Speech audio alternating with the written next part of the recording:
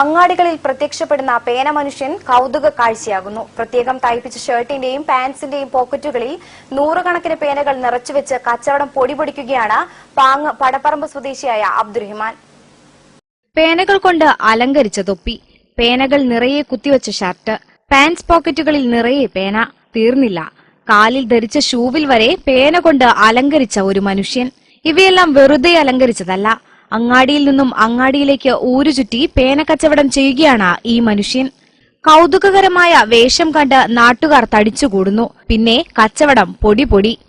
പടപ്പറമ്പ് കൊറ്റംകോടൻ അബ്ദുറഹ്മാനാണ് പേനകൾ കൊണ്ട് അലങ്കരിച്ചു നടന്ന് കച്ചവടം നടത്തുന്നത്. വിവിധ കമ്പനികളുടെ നൂറുകണക്കിന് മോഡൽ പേനകളുമായാണ് അബ്ദുറഹ്മാൻ സഞ്ചരിക്കുന്നത്.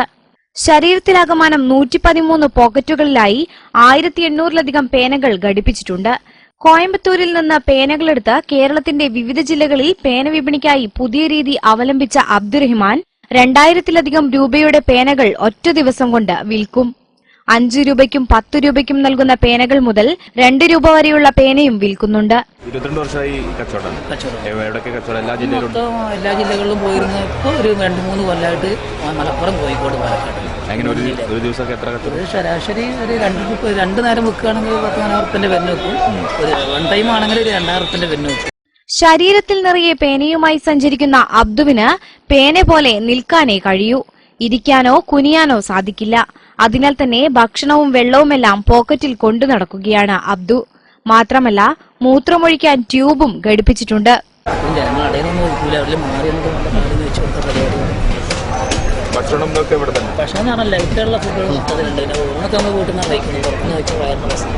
കൗതുകകരമായ പേന കച്ചവടത്തിലേക്ക് അബ്ദുറഹ്മാൻ വന്നിട്ട് 23 വർഷത്തിലധികമായി. അതിനു മുൻപ് ബസ് കണ്ടക്ടറായും കൂലിപ്പണിക്കാരനായും ജോലി നോക്കിയിട്ടുണ്ട്. ഭാര്യ റുക്കിയയ്ക്ക് ആദ്യമൊക്കെ ഈ വ്യത്യസ്ത കച്ചവടത്തോട് വിയോജിപ്പായിരുന്നുവെങ്കിലും ഇപ്പോൾ പൂർണ്ണ യോജിപ്പാണുള്ളത് എന്ന് അബ്ദുറഹ്മാൻ പറയുന്നു. News bureau, Valanchery.